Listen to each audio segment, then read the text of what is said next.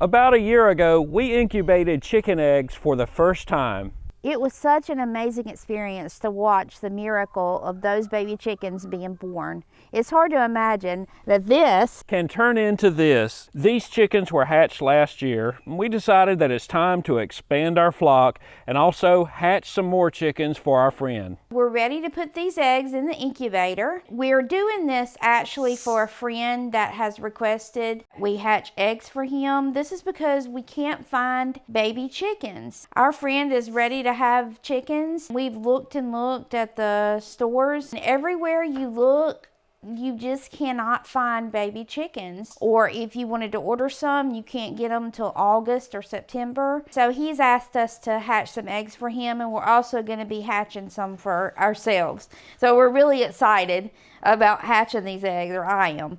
So I think Missel's excited too. Aren't you, Missel? A few things that you need to remember before you put your eggs in the incubator, whether you order them or wherever you get them from, you have to put them in the egg carton, point down, for at least 8 hours. This is to allow the bubble to form on the bottom of the egg where the chick will hatch. It just gives them a good air bubble.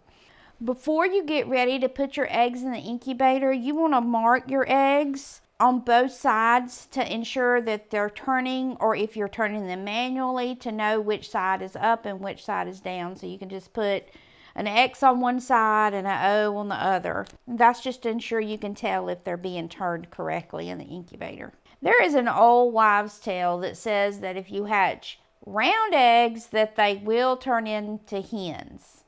So we're going to see that we have picked out some eggs that are more round on the bottom than they are pointed.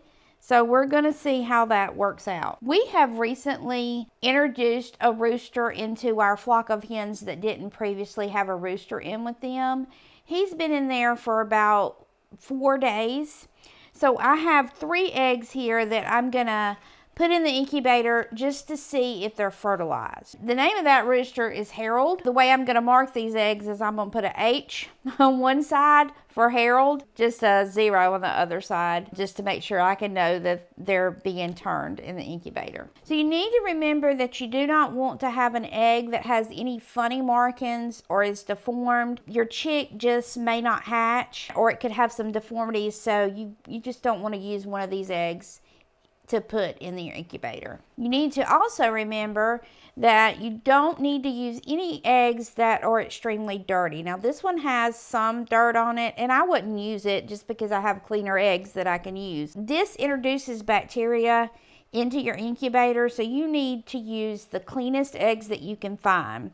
You could wash it off, but if you washed it off, that might interfere with your chicken hatching. There is an invisible barrier on these eggs that you can't see, and when you wash them, that barrier is washed off. The chicks need that barrier that's on the egg to help them develop correctly inside their egg. All of this is such a mystery to me when these chicks hatch like that. It's just a miracle to see a baby chicken come from one of these eggs. It's so rewarding to see that once these chicks hatch. I'm looking forward to putting these in the incubator. So let's go do that now. We previously set up our incubator. We let it set for 24 hours. This was to ensure it was still working correctly. When we arrived, we found out the cat drank the water. It's a good idea to add food coloring to your water. It helps you be able to see the level of water in your incubator. So we are going to add the eggs. Make sure on this incubator, the pointy end of the egg must go toward the middle so that the eggs will turn and do what they're supposed to do. We're going to put the cover on. We're going to ensure that everything is working correctly on the incubator. We will now plug in the egg turner. You need to make sure that you have your incubator set on the right number of days. And by doing this on this incubator, it has a reset where you hold the menu and the minus sign at the same time, and it resets itself up to 21 days. The vent on this incubator needs to be halfway open to ensure the humidity level stays between 45 and 55%. We have our eggs ready to go, and we will be candling them on day 7 and also on day 21.